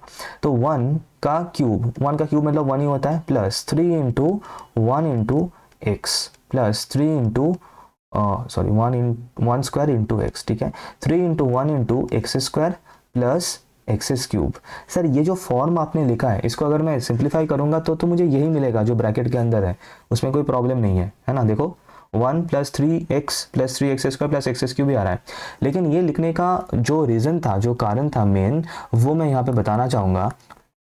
क्या ये a³ + 3a² + 3ab² + b³ के फॉर्मेट में नहीं है? हाँ सर बिल्कुल है। और अगर है तो ये किसका फॉर्मूला बनता है सर, ये असल में a + b³ का फॉर्मूला बनता है। और अगर कंपेयर करो तो तुम्हारे ये जो टर्म है इसमें a क्या है सर, a है 1 और b है x, तो बेसिकली ये जो है दैट इज 1 + x का होल क्यूब है ब्रैकेट के अंदर, और कुछ नहीं। और इसके बाहर होल टू द पावर 10 है, जो कि कुछ इस तरीके से हम लोग लिख सकते हैं। अब ये जो 3 है और ये जो 10 है, क्योंकि दोनों इसी 1 + x के ही पावर में है, तो ये मल्टीप्लाइड हो जाता है, इतना तो पता है फ्रॉम द चैप्टर क्या बोलते हैं इसको, पावर वाला जो चैप्टर होता है इंडिसेस, है ना, जो फर्स्ट चैप्टर होता है जनरली उसी में ही ये रहता है मेंशन्ड। तो मतलब यहाँ पे कौन सा प्रॉपर्टी यूज हो रहा है, मान लो है a⁴x whole to the power y, तो इसको हम लोग लिख सकते हैं a⁴x × y, क्योंकि बेस अगर सेम है तो उनका पावर जो है इस तरीके से हमें पता है मल्टीप्लाइड हो जाता है अगर इस फॉर्मेट में हो तो वही मैंने यहाँ पे यूज़ करना है। और वो अगर यूज़ कर दूँ तो यह मुझे मिल जाएगा 1 + x whole to the power 30। अब हमें चाहिए x³ टर्म का कोएफिशिएंट, तो इसके लिए हम यहाँ पे प्रॉपर्टी नंबर 4 यूज़ करेंगे। 2 और 4 मोस्टली सेम ही है। 2 है, जो 2 अगर यूज़ करेंगे प्रॉपर्टी नंबर तो हमें जो ये एक्सपांशन है वो मिल जाएगा, और अगर 4 यूज़ करेंगे तो कोई पर्टिकुलर टर्म हमें मिलेगा जो कि जनरल टर्म कहा जाता है ऑफ अ बायनोमियल एक्सपांशन। तो ये TR+1 का जो फॉर्मूला है, TR+1 का जो फॉर्मूला है, ये अगर मैं यहाँ पे यूज़ कर दूँ, जो कि कुछ इस तरीके से डिफाइंड होता है, MCR a to the power n minus r b to the power r। तो यहाँ पे n क्या है सर? n मतलब ये होता है n, है ना, मतलब जो जनरल फॉर्म है वो तो a plus B whole to the power n, तो n हो गया 30। सो 30 CR, a क्या है सर? a मतलब है 1, तो 1 to the power 30 minus r। b क्या है सर? b मतलब x to the power r। ये मैंने लिख दिया TR+1। अब यहाँ पे एक चीज़ ध्यान देना, that is 1 to the power कुछ भी हो, 1 टू दी पावर कुछ भी हो वो तो 1 ही होता है। तो क्या मैं लिख सकता हूँ 30CR, ये 1 to the power 30 minus r, इसका वैल्यू तो 1 हो जाएगा, तो लिखना ना लिखना सेम ही रहेगा। सो यहाँ से मुझे मिल रहा है x to the power r। अब क्वेश्चन में मुझे एक्सेस क्यूब का कोएफिशिएंट चाहिए, तो एक्सेस क्यूब करने के लिए r क्या लेना पड़ेगा sir? Sir r equals to 3 put करना होगा, r इक्वल्स टू 3 पुट करना होगा। जैसे ही r इक्वल्स टू 3 मैं यहाँ पे एंड यहाँ पे पुट करूंगा तो मुझे कोएफिशिएंट मिल जाएगा कुछ इस तरीके से, दैट इज 30C3। 30C3 मतलब option number C is the correct one, and the final answer is 30C3 is the coefficient of XS cube। तो लास्ट वाला स्टेप अच्छे से क्लियर कर लेना क्योंकि मुझे XS क्यूब का ही कोएफिशिएंट चाहिए, इसलिए मैं r इक्वल्स टू 3 पुट कर रहा हूँ, एंड जैसे r इक्वल्स टू 3 पुट करूंगा तो वो XS क्यूब हो जाएगा एंड उसका कोएफिशिएंट 30C3 हो जाएगा। So my final answer is option number C, 30C3। That's it. ठीक है, चलो चलते हैं नेक्स्ट क्वेश्चन में। फिर से वेक्टर से क्वेश्चन आ चुका है, एंड वेक्टर अलजेब्रा का क्वेश्चन है। अच्छा, तो इसको सॉल्व करेंगे, खुद से ट्राई करना वीडियो को पॉज करके। वैसे मेरे चैनल में एक चीज़ मैं फॉलो करता हूँ, जो कि वीडियो थोड़ा सा लेंदी बनाता हूँ और डिटेल में बनाता हूँ। बच्चे लोग कंप्लेंट तो ज़्यादा नहीं करते हैं, जो इंजीनियरिंग स्टूडेंट्स बच्चे वाले जो बच्चे देख रहे हैं, बहुत मतलब 1 साल से देख रहे हैं, तो उन्हें तो ज़रूर वो इसी फॉर्मेट को प्रेफर करते हैं। वो बोलते हैं कि सर थोड़ा लंबा बनेगा, लेंदी बनेगा तो चलेगा, लेकिन डिटेल में होना चाहिए। तो दैट इज़ वाई, मतलब that is my technique also, क्योंकि मैं कॉलेज में पढ़ाता हूँ तो यही टेक्निक फॉलो हो जाता है बाय डिफॉल्ट, तो इसीलिए। ओके, तो यहाँ पे क्वेश्चन में देखो 2 वेक्टर गिवन है, 2 vectors are given, and question में मेंशन्ड है कि these 2 vectors are perpendicular to each other, मतलब उनके बीच का एंगल इज 90 डिग्री। हमें m का वैल्यू फाइंड करना है। बहुत इजी क्वेश्चन है, हलवा क्वेश्चन है। डॉट प्रोडक्ट का जो प्रॉपर्टी है वो फॉलो होगा। मैंने यहाँ पे जानबूझ के कुछ एक्स्ट्रा प्रॉपर्टीज लिख दिया है, तो जस्ट तुम लोग फॉलो कर सकते हो अपने अकॉर्डिंग, क्योंकि already dot and cross product का बहुत सारा प्रॉपर्टीज मैं पहले भी लिख चुका हूँ। तो मैं काम करता हूँ, जो दोनों जो वेक्टर है उनको ए वेक्टर एंड बी वेक्टर मैं ले लेता हूँ। दैट इज, एक तो ये हो गया, दूसरा हो गया एम आई कैप माइनस जे कैप प्लस एम के कैप। अब क्योंकि ये परपेंडिकुलर है, क्वेश्चन में गिवन है, तो हमें पता है परपेंडिकुलर या फिर कोई भी एंगल अगर गिवन हो कोई भी दोनों वेक्टर के बीच में, तो उसको सॉल्व करने का जो टेक्निक रहता है वो हमेशा डॉट प्रोडक्ट ही होता है। तो इसका मतलब अकॉर्डिंग टू द कंसेप्ट या फिर according to the property of dot product हमें, और अकॉर्डिंग टू द क्वेश्चन हम यहाँ पे ऐसे लिख सकते हैं कि since A and B vectors are perpendicular to each other, ये परपेंडिकुलर का सिंबल होता है, मैं ऐसे लिखता हूँ, तुम लोग वर्ड में लिख सकते हो। सो देयरफॉर वी हैव, क्या हैव कि a dot B is equals to 0, a dot B is equals to 0, मतलब dot product is equals to 0। अच्छा, अब इसका मतलब a डॉट बी का डॉट प्रोडक्ट कैसे होगा, मैं देखो डायरेक्टली मैं यहाँ पे लिखूंगा। देखो हमें पता है, मैंने ऑलरेडी बताया कि सेम जो यूनिट वेक्टर्स हैं उन्हीं का मल्टीप्लिकेशन होता है। जैसे कि आई कैप डॉट आई कैप होगा, तो यहाँ से मुझे 2 इंटू एम मुझे दिख रहा है, 2 इंटू एम मुझे दिख रहा है, तो 2m मैंने यहाँ पे लिख देता हूँ। फिर उसके बाद जे कैप इंटू जे कैप, मतलब जे कैप का जो कोएफिशिएंट्स है उनका मल्टीप्लिकेशन होगा, दैट इज -3 इंटू -1, तो -3 इंटू -1 मतलब +3 हो जाएगा, ये सेकंड टर्म मुझे मिल गया। दूसरा क्या होगा, K cap into K cap का कोएफिशिएंट, मतलब दोनों के कैप का coefficient, that is 1 into M, तो यहाँ पे 1 1 इंटू एम मतलब एम हो गया इक्वल्स टू 0। इस तरीके से भी कर सकते हो और अपने अकॉर्डिंग भी कर सकते हो, क्योंकि ऑलरेडी मैंने यहाँ पे कंपोनेंट वाइज जो दो वेक्टर का डॉट प्रोडक्ट होता है a1 b1 plus a2 b2 plus a3 b3, वो मैंने यहाँ पे इस प्रॉपर्टी में लिख दिया है, उसको भी फॉलो कर सकते हो। वो कैसे सर, ये 2 हो गया a1 -3 हो गया a2 एंड k के सामने कुछ नहीं है मतलब 1 है जो कि हो गया a3, यहाँ पे ये हो गया b1, ये हो गया -1 हो गया b2 और ये हो गया b3। अच्छा ये m था, 2m था, हाँ ठीक तो है, बिल्कुल ठीक है, ओके। तो यहाँ पे अगर सिंप्लीफाई कर दूँ तो मुझे मिल जाएगा 3m इक्वल्स टू, और इस 3 को अगर मैं राइट हैंड साइड में सेंड कर दूँ तो ये हो जाएगा -3, और सिंप्लीफाई करने से m इज इक्वल्स टू आ जाएगा -3/3, so that is equals to -1। तो m का वैल्यू आ जाएगा, m का वैल्यू आ जाएगा -1। So my final answer of this question is option number B, that is m is equal to -1, that's it। तो यहाँ पे डॉट प्रोडक्ट का परपेंडिकुलर का जो प्रॉपर्टी है वो फॉलो हो रहा है, और उसको फॉलो करते करते हम पहुंच चुके हैं नेक्स्ट क्वेश्चन में, क्वेश्चन नंबर 1 का 9।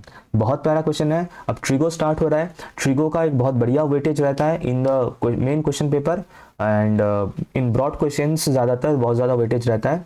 ट्रिगो से बहुत क्वेश्चंस भी आता है और लगभग सभी पोर्शन से क्वेश्चन आता है, जैसे कि ये वाला क्वेश्चन है फ्रॉम इनवर्स पार्ट, है ना, जैसे कि देख सकते हो इनवर्स से क्वेश्चन है। तो इनवर्स का जो मेन प्रॉपर्टीज है वो मैंने यहाँ पे नोट डाउन कर दिया है, ज़्यादातर इन्हीं में से यूज होके जो पेपर में क्वेश्चन आता है वो हम लोग सॉल्व कर सकते हैं। So let us see the properties and also let us solve the question. Okay, so देखो यहाँ पे हमें फाइंड करना है कि कॉस ऑफ दिस अगर 0 है तो हमें यहाँ पे x का वैल्यू फाइंड करना है। ये सामने का ये कॉस के ऊपर थोड़ा सा ध्यान देना। तो ये जिस गिवन है जो मैं अभी बॉक्स कर रहा हूँ ये क्वेश्चन में गिवन है और हमें यहाँ से x का वैल्यू फाइंड करना है। तो इसको सॉल्व करने के लिए जो प्रॉपर्टी हम लोग यूज़ कर सकते हैं पहले, दैट इज़ ये वाला प्रॉपर्टी। मैं एक बार यहाँ पे एक सेकंड में दिखा देता हूँ। हाँ, पहले ये बताओ कि कॉस किसका वैल्यू 0 होता है। देखो हमें पता है कि कॉस 90 डिग्री 0 होता है ना, मतलब मैं बता रहा हूँ, मैं ये बोल रहा हूँ कि cos ऑफ π/2 0 होता है। cos of π/2 that is cos of 90 degree 0 होता है। और क्वेश्चन में गिवन है कि cos ऑफ ये sin inverse 1/5 plus cos inverse x ये 0 है। तो अगर मैं इसको और इसको कंपेयर करूं तो मुझे ज़रूर मिलना चाहिए क्या कि दोनों cos के पेट के अंदर जो टर्म है जो मैं अभी बॉक्स कर रहा हूँ, जो मैं अभी मार्क कर रहा हूँ, ये दोनों बिल्कुल सेम होना चाहिए। दोनों कॉस के अंदर जो टर्म है ये बिल्कुल सेम होना चाहिए। दैट इज मुझे मिलना चाहिए sine inverse of 1/5 plus cos inverse of x is equals to π/2। ये बिल्कुल मिलना चाहिए। हाँ सर, जस्ट कंपेयर किया मैंने और कुछ नहीं है। अच्छा, फिर उसके बाद एक और प्रॉपर्टी जो कि यहाँ पे प्रॉपर्टी, ये वाला प्रॉपर्टी तुम लोग को दिख रहा है, that is sine inverse x plus cos inverse x π/2 होता है ना। तो इसका मतलब दोनों साइन इनवर्स और कॉस इनवर्स मतलब ये दोनों सेम होना चाहिए, तब जाके उनका सम जो होता है वो π/2 होता है। तो इसका मतलब अगर ये मुझे π/2 चाहिए जो कि ऑलरेडी है, और ये अगर साइन इनवर्स 1/5 है, तो ये x को 1/5 होना ही पड़ेगा, तब जाके इन दोनों का सम π/2 होगा अकॉर्डिंग टू दिस प्रॉपर्टी। फिर से बता रहा हूँ, ये जो प्रॉपर्टी है इस प्रॉपर्टी में ऑलरेडी दिख रहा है कि sine inverse x plus cos inverse x π/2 already दिख रहा है, और मेरा ये जो रिजल्ट मुझे फिलहाल मिला है वहाँ पे ऑलरेडी राइट हैंड साइड में π/2 मुझे दिख रहा है। तो इसका मतलब ये प्रॉपर्टी तब सेटिस्फाई होगा कि जब ये साइन इनवर्स के पेट के अंदर जो टर्म है और कॉस इनवर्स के पेट के अंदर जो टर्म है ये दोनों सेम हुआ, तो तब जाके ये प्रॉपर्टी सेटिस्फाई होगा और हमें π/2 मिलेगा। तो इसका मतलब साइन इनवर्स के पेट के अंदर ऑलरेडी अगर 1/5 है तो कॉस इनवर्स के पेट के अंदर ये जो x है इसको भी 1/5 होना ही पड़ेगा। सो इसका मतलब my final answer will B for x का value is option number D, that is 1/5। That's it. तो ऐसे ही प्रॉपर्टी यूज करके हम लोग प्यार से क्वेश्चन को जो है वो सॉल्व कर सकते हैं।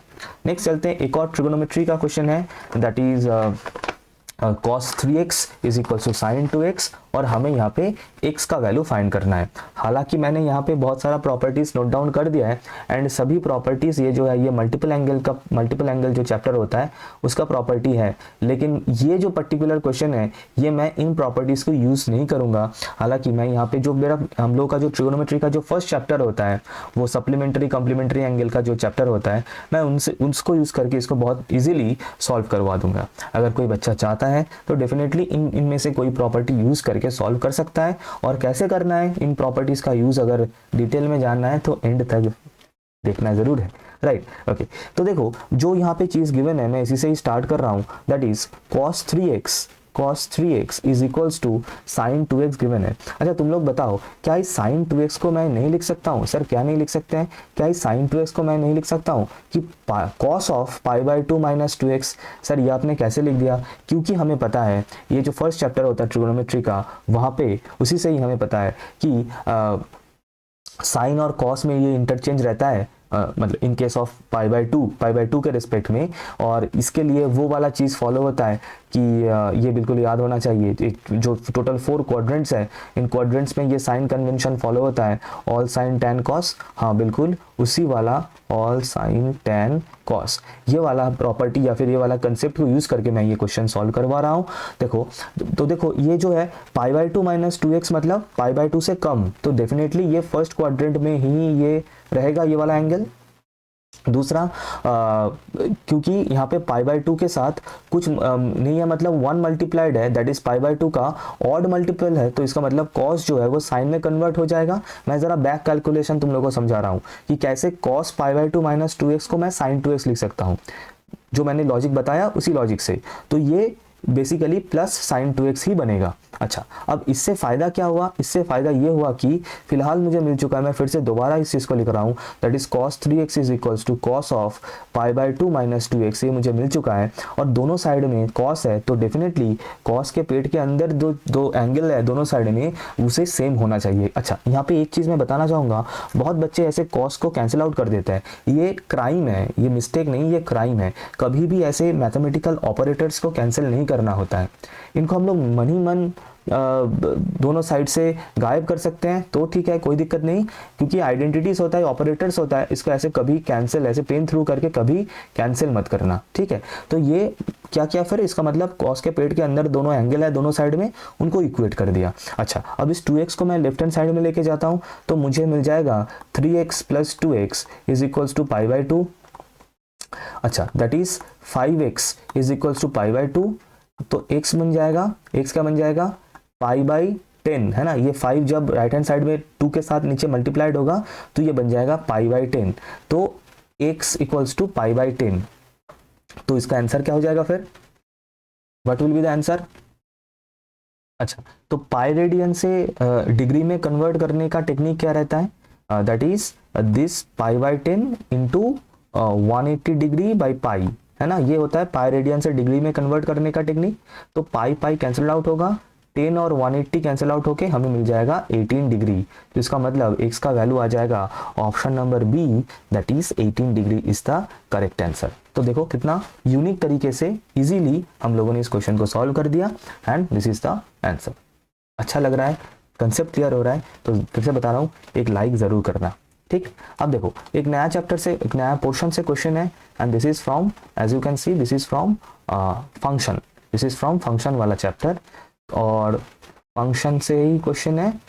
हम लोग बोल सकते हैं कि ये वही डोमेन को डोमेन रिलेटेड क्वेश्चन है, हालांकि यहाँ पे मैं डोमेन एंड को डोमेन का एक डायग्राम यहाँ पे मैं देने का कोशिश किया हूँ, एंड मतलब वही लेफ्ट हैंड साइड वाला जो सेट होता है डोमेन होता है, को डोमेन रेंज होता है, और इससे अगर डिटेल में और क्वेश्चन सॉल्व करना है तो एंड तक रहना, और मैं बताऊंगा कि कैसे क्या कुछ करना है। चलो तो इस क्वेश्चन को सॉल्व करते हैं। F of x minus 2 given है, मतलब फंक्शन डिफाइंड है कुछ इस तरीके से कि एफ ऑफ x माइनस 2 आ जाएगा 2x² प्लस 3x माइनस 5, और इससे मुझे एफ ऑफ -1 निकालना है, बस इतना है और कुछ नहीं, ठीक है। अच्छा पहले एक काम करते हैं कि इससे देखो, अच्छा तुम लोग मुझे ये बताओ कि मुझे क्वेश्चन में F of x minus 2 given है और मुझे एफ ऑफ -1 निकालना है, मतलब ये जो x माइनस 2 है, इस x माइनस 2 के जगह पे मुझे -1 चाहिए, इस x माइनस 2 के जगह पे मुझे -1 चाहिए, तो इसी से ही मुझे x मिलेगा। कैसे, मैं थोड़ा सा हट जाता हूँ, उस जगह को काम में यूज़ करूँगा। अच्छा तो मैंने क्या बताया, मुझे x माइनस 2 के जगह पे मुझे -1 चाहिए, तो यहाँ से x का वैल्यू मुझे क्या मिल रहा है, इसको अगर मैं राइट हैंड साइड में सेंड कर दूं तो मुझे मिल जाएगा 2 - 1, सो दैट इज x का वैल्यू मुझे मिल जाएगा 1। तो इसका मतलब ये जो चीज़ यहाँ पे फाइंड करने के लिए बोला गया है, इसको फाइंड करने के लिए ये जो एक्सप्रेशन क्वेश्चन में गिवन है, ये जो फंक्शन का फॉर्म क्वेश्चन में गिवन है, यहाँ पे हमें वी हैव टू पुट, यहाँ पे हमें क्या पुट करना है, we have to put x equals to 1 put करने से, x इक्वल्स टू 1 पुट करने से हमें अपना रिजल्ट मिल जाएगा। सो let us do it. So left hand side में भी मैं x के जगह पे 1 लिखूंगा। तो अगर मैं लेफ्ट हैंड साइड में x के जगह पे 1 लिख रहा हूँ तो राइट हैंड साइड में भी जहाँ जहाँ पे x है वहाँ पे मैं x के जगह पे 1 लिखना मुझे पड़ेगा। सो ये हो जाएगा 2 × 1 का स्क्वायर प्लस 3 × 1 -5।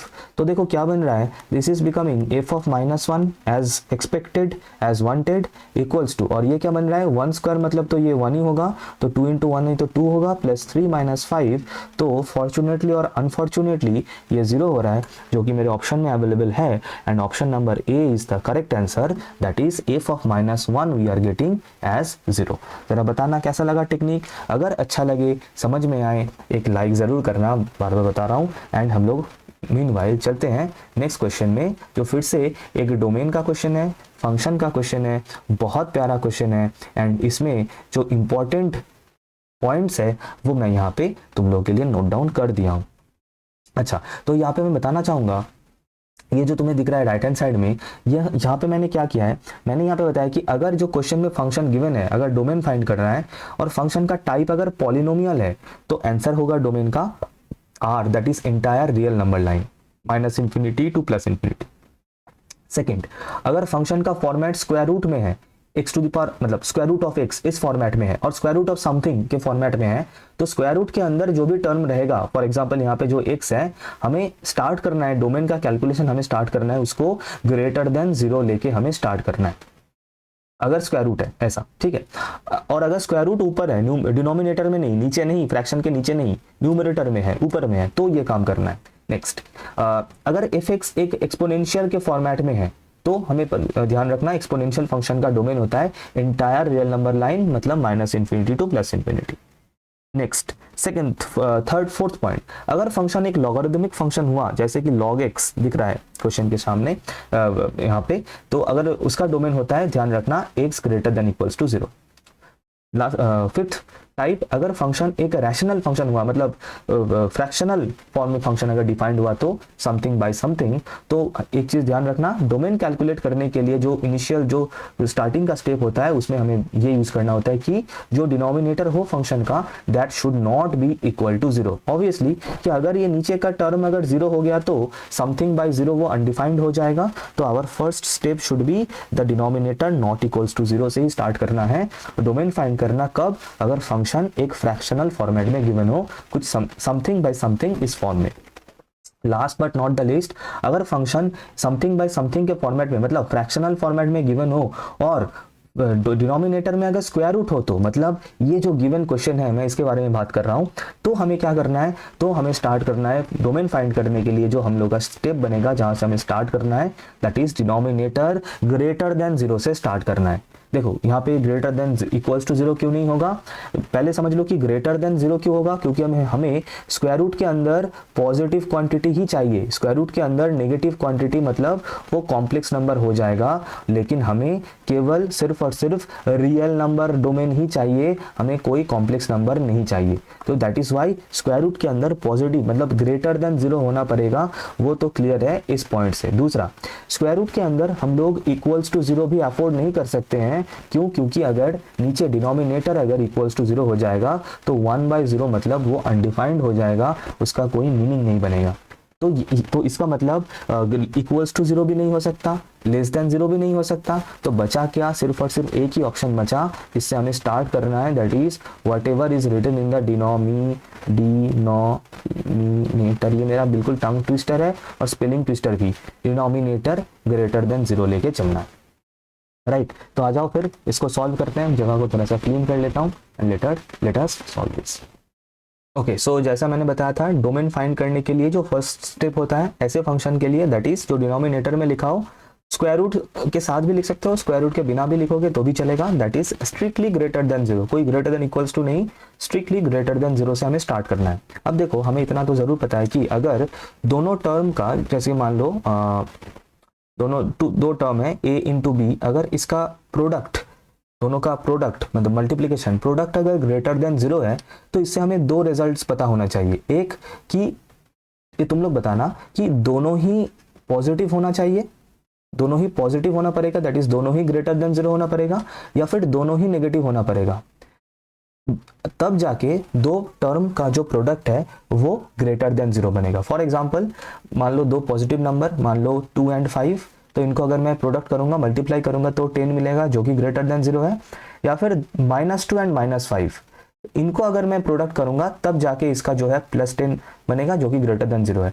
अगर एक पॉजिटिव एक नेगेटिव है तो उनका प्रोडक्ट कभी भी ग्रेटर देन जीरो नहीं बनेगा, हमेशा लेस देन जीरो बनेगा। तो इसका मतलब हमें यहाँ पे दोनों ही केस कंसीडर करना है, इसीलिए मैं बीच में से एक लाइन ड्रॉ कर रहा हूँ। केस नंबर 1 ये है कि दोनों term he greater than zero, and case number 2 हम लोग करेंगे दोनों टर्म ही लेस देन जीरो। तो पहले हम लोग लिख लेते हैं कि x-2 is greater than zero and 3 - x is greater than zero. ये एक केस हो गया। दूसरा केस हम लोग क्या करेंगे, दूसरा केस हम ये वाला करेंगे कि x-2 is less than zero and 3 - x is less than zero, 3 - x is less than zero. बस अब इसको थोड़ा सा कैलकुलेशन को समझते हैं। आ जाओ फर्स्ट पहले ये वाला करते हैं जो हम लोगों ने पहले लिखा था। तो इससे हमें क्या मिल रहा है, बीच में ये एंड बहुत ज़्यादा ज़रूरी है, और मैं जब समझा भी रहा हूँ तब भी ये एंड इंक्लूड करके ही बता रहा हूँ। So definitely this is important. Now x-2 greater than zero से हमें क्या मिल रहा है, x is greater than 2। Then उसके बाद एंड दूसरा एंड इसके साथ हमें क्या मिलेगा, दैट इज मैं इसके साथ लिख सकता हूँ x इज लेस देन 3, है ना। तो इसका मतलब फर्स्ट जो केस है इससे हमें मिल रहा है x is greater than 2 and x is less than 3, x is greater than 2 and x is less than 3। ठीक है, ये एक हो गया। हम उसके बाद इसका वैलिडिटी चेक करेंगे, मैं आ रहा हूँ उसके ऊपर। अब दूसरा जो है ये इस केस को भी, सेकंड केस को भी मैं यहाँ पे मैं एक बार बता देता हूँ। दैट इज यहाँ से हमें क्या मिल जाएगा, यहाँ से मिल जाएगा x is less than 2 and x is greater then 3, x is less than 2 and x is greater then 3। अब तुम लोग ये बताओ क्या पॉसिबल है एक नंबर, कोई भी एक नंबर, कोई भी एक रियल नंबर जो एक ही साथ साइमल्टेनियसली एक ही साथ 3 से ग्रेटर हो एंड 2 से लेस हो। कहने का मतलब मान लो मैं इस कंडीशन को फॉलो करते हुए x का वैल्यू मैं ले रहा हूँ 5, तो ये 5 जो है क्या वो एक साथ मतलब साथ ही साथ 2 से कम हो सकता है, क्या ये पॉसिबल है? या फिर मैं 2 से कम एक नंबर को मैं कंसिडर कर रहा हूँ, मान लो मैं x इक्वल टू ले रहा हूँ 1, तो ये x इक्वल्स टू 1 क्या पॉसिबल है वो साथ ही में 3 से ग्रेटर हो? कभी नहीं। तो इसका मतलब ये जो केस 2 है ये इम्पॉसिबल केस है, इसको हम लोग कंसिडर ही नहीं करेंगे। लेकिन इसका मतलब ये नहीं हम इसको नहीं दिखाएंगे, इसको दिखाएंगे और लॉजिकली एक्सप्लेन करेंगे कि ये पॉसिबल नहीं है। So that is why we are excluding this case number 2 and we are only including case number 1। That is हम सिर्फ और सिर्फ केस नंबर 1 को ही कंसिडर करेंगे। So our final answer will be that is ये जो x है ये 2 से ग्रेटर होना चाहिए, देखो 2 से ग्रेटर होना चाहिए एंड 3 से कम होना चाहिए, और ये एक बिल्कुल वैलिड इंटरवल है और हम लोगों का फाइनल आंसर यही हो जाएगा। That is option number D is the correct answer, that is 2 less than x less than 3। That's it. कैसा लगा कंसेप्ट? कंसेप्ट कैसा लगा? अच्छा लगा? लाइक जरूर करना, बार बार बता रहा हूँ। बढ़ते हैं आगे, चलो आ जाओ क्वेश्चन नंबर 13, राइट, XII, हाँ 13, क्वेश्चन नंबर 13। और 2 क्वेश्चन हैं, थोड़ा सा अगर लेंदी लग रहा है तो क्षमा कर देना, समझाते हुए जा रहा हूँ, है ना। अच्छा क्वेश्चन नंबर 3 देखो, क्वेश्चन नंबर 3 को सॉल्व करने के लिए कुछ जो स्टैंडर्ड लिमिट्स है वो तो डेफिनेटली यूज़ होगा, जो कि मैंने यहाँ पे ऑलरेडी कुछ जो स्टैंडर्ड लिमिट्स है मैंने वो लिख दिया है, और मैं थोड़ा सा बीच में भी आ रहा हूँ तो हट भी जाता हूँ। ओके, तो ये जो स्टैंडर्ड लिमिट्स है ये तो बिल्कुल पता होना ही चाहिए, इनका जो फॉर्मूला है ये बिल्कुल याद होना ही चाहिए, अदरवाइज हम क्वेश्चन को सॉल्व नहीं कर पाएंगे। चलो फिर आ जाते हैं, इस क्वेश्चन को सॉल्व करते हैं। Limit x tends to π/2 cot x by π/2 minus x। अब इसको सॉल्व करने के लिए जो टेक्निक मैं यहाँ पे यूज़ करूँगा उसको ज़रा देखना। देखो मैं इसके सॉल्यूशन के ऊपर आ जाता हूँ। तो मैं क्या करूँगा, मैं π/2 माइनस x को z ले लेता हूँ। ठीक है, बहुत बढ़िया, कोई दिक्कत नहीं। अच्छा, तो ये जो टर्म बनेगा, ये टर्म को मैं सिंप्लीफाई करके मैं लिखूंगा, लेकिन उसके पहले तुम लोग ये बताओ कि अगर पाई by two minus x Z है तो फिर जेड क्या बनेगा, Z will be pi by two minus x. ये तो डिसाइडेड है, इसमें कोई दिक्कत है नहीं। ओके, नॉट ओनली दैट, और इससे ये भी मिल रहा है एंड ऑल्सो अगर x tends to pi by two है, मतलब अगर x का वैल्यू अगर पाई बाई टू होगा तो z का वैल्यू इन दैट केस क्या हो जाएगा sir, pi by two minus pi by two. तो इन दैट केस और this will imply z tends to zero. तो जैसे ही x का वैल्यू पाई बाई टू की ओर जाएगा z का वैल्यू जीरो होता जाएगा। वो हमें बिल्कुल ये जो एजम्पशन है हम लोग का उसे सही पता चल रहा है। तो इसका मतलब ये जो लिमिट है, ये limit in terms of z, इसको अगर मैं पूरा z में कन्वर्ट कर दूं तो क्या बन जाएगा, z टेंस टू जीरो नीचे आएगा, ऊपर रहेगा कॉट ऑफ 8 के अंदर क्या रहेगा x के जगह पे, that is pi by two minus z इधर रहेगा, और नीचे रहेगा ये पाई बाई टू माइनस एक्स बन जाएगा z। अब समझो यहाँ पे वही ट्रिगोनोमेट्री का जो प्रॉपर्टी है वो यहाँ पे यूज होगा, जो जो सप्लीमेंट्री कम्प्लीमेंट्री एंगल का जो चैप्टर, जो फर्स्ट चैप्टर है बिल्कुल ट्रिगो का, वो यूज होगा। तो यहाँ पे कॉट चेंज होके क्या बनेगा, हमें पता है cot pi by two minus X, देखो पाई बाई टू के साथ यहाँ पे 1 मल्टीप्लाइड है ना, इसका मतलब पाई बाई टू का ऑड मल्टीपल है, तो कॉट चेंज होके यहाँ पे tan बनेगा पहले तो। दूसरा साइन क्या होगा, प्लस या माइनस, तो ये तो tan x बनेगा। साइन क्या होगा, क्योंकि पाई बाई टू माइनस एक्स ये फर्स्ट क्वाड्रेंट में है तो यहाँ पे प्लस साइन ही रहेगा। तो इसका मतलब ये जो है ये रिड्यूस होके बन रहा है limit z tends to zero tan of z divided by z। Sir ये tan में आपने क्यों कन्वर्ट किया, आओ इसको समझते हैं। अब नेक्स्ट मैं यहाँ पे आ जाता हूँ इस जगह पे, इसका बाकी का कैलकुलेशन कंटिन्यू करते हैं। इक्वल्स टू, देखो tan z को मैं क्या लिख सकता हूँ, limit z tends to zero. Sir tan z को क्या लिख सकता हूँ, tan z को मैं लिख सकता हूँ sin z by cos z, और इसके साथ एक जो नीचे ऑलरेडी एक z मल्टीप्लाइड था वो ऑब्वियसली ये cos z के साथ यहाँ पे नीचे मल्टीप्लाइड रहेगा। So it should look like this. अब मैं इसको दो पार्ट में मैं ब्रेक कर लूंगा, दैट इज एक पार्ट बनेगा limit z tends to zero sin z by z, और दूसरा टर्म बने, दूसरा पार्ट या फिर दूसरा पोर्शन बनेगा, उसके साथ भी अलग से हमें लिमिट लिखना होगा क्योंकि ये लिमिट का ही प्रॉपर्टी है, limit z tends to zero 1 by cos z। ये कौन सा प्रॉपर्टी है, बेसिकली ये वाला प्रॉपर्टी है। मान लो है limit x tends to a f of x into g of x, तो g ऑफ x, तो इससे क्या मिल जाएगा, limit x tends to a f of x into limit x tends to a g of x। मतलब ये limit के साथ दो टर्म के प्रोडक्ट में ये डिवाइड मतलब मल्टीप्लाइड हो जाता है।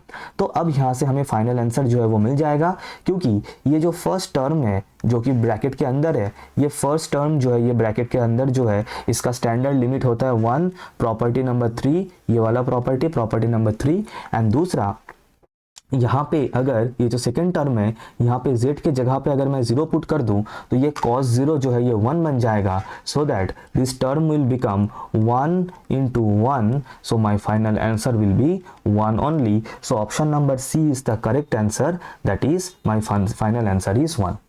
मतलब ये जो फर्स्ट टर्म है ये स्टैंडर्ड लिमिट की वजह से इसका लिमिटिंग वैल्यू 1 हो जाएगा। दूसरा सेकंड टर्म cos 0 का वैल्यू 1 होता है, सो 1 बाई 1, ये इससे भी हमें 1 ही मिलेगा।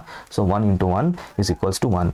ज़रा बताना ये कंसेप्ट कैसा लगा, अच्छा लग रहा है, समझ में आ रहा है? एक लाइक ज़रूर करना और शेयर करना अमंग योर फ्रेंड्स जितना ज़्यादा हो सके। ठीक है, तो सेकेंड लास्ट क्वेश्चन और दो ही क्वेश्चन है।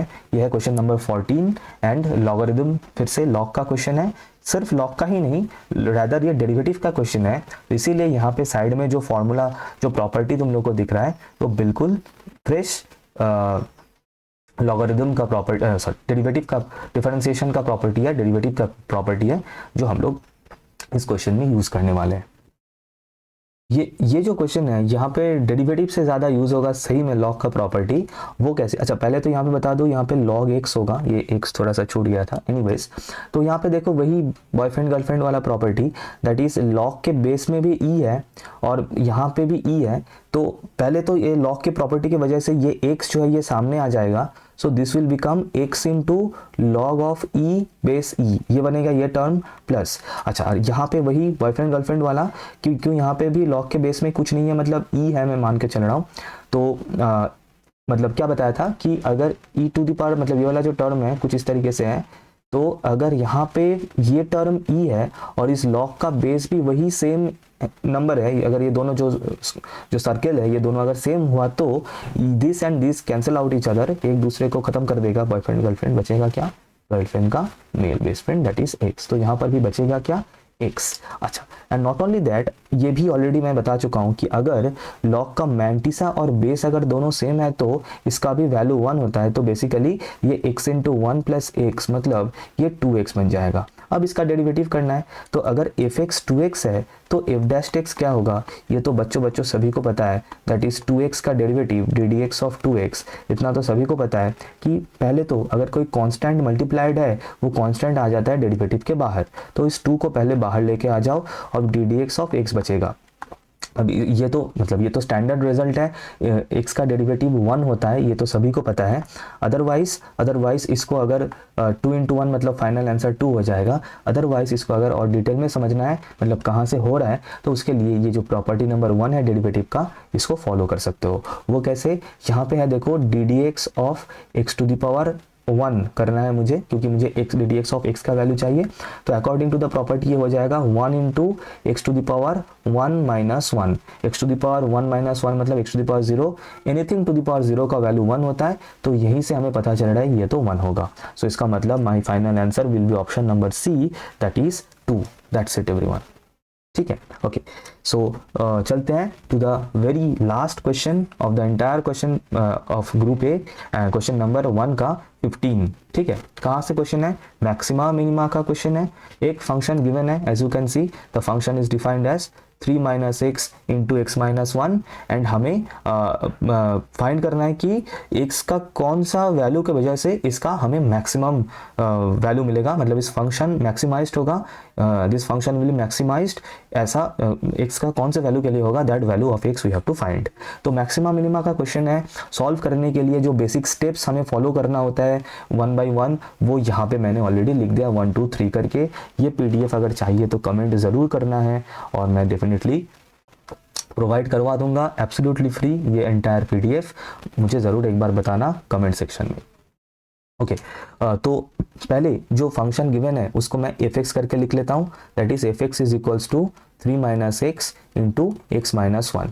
अब हमें पता है कि मैक्सिमा या फिर मिनिमम वैल्यू फाइंड करने के लिए जो फर्स्ट स्टेप होता है दैट इज हमें इसका फर्स्ट ऑर्डर डेरिवेटिव करना होता है, तो हम इसको डेरिवेटिव करेंगे। लेकिन आई वुड प्रेफर डेरिवेटिव करने से पहले एक बार इसको सिंप्लीफाई कर लो, दैट इज इसको मल्टीप्लाई कर दो, इन दोनों टर्म को, इन फर्स्ट ब्रैकेट्स को रिमूव कर दो, तो क्या बन जाएगा, देखो 3 इंटू एक्स, तो फर्स्ट टर्म आ रहा है 3x, देन 3 इंटू माइनस 1 तो ये बन जाएगा -3, फिर माइनस एक्स इंटू एक्स तो ये बन जाएगा माइनस एक्स स्क्वायर, फिर माइनस एक्स इंटू माइनस 1 तो ये बन जाएगा प्लस का x। तो सिंप्लीफाई होके ये मिल रहा है minus x square then plus 4x minus 3। This is I think what you are getting, right, बिल्कुल सही। ओके, तो अब इसका डेरिवेटिव करना है, तो इसका डेरिवेटिव मतलब मुझे करना है ddx of minus x square plus 4x minus 3, ये बन जाएगा। अब इसको हमें डेरिवेटिव करना है एंड आई होप ये तुम लोग आराम से कर सकते हो, बिल्कुल बेसिक प्रॉपर्टीज़ यूज़ करके इसका डेरिवेटिव हो जाएगा आराम से। सो चलो फिर करते हैं एक एक करके। तो इसको हम लोग ब्रेक कर लेंगे कुछ इस तरीके से, that is ddx of minus x square plus ddx of 4x plus ddx of minus 3। इसको मैंने ऐसे ब्रेक कर लिया।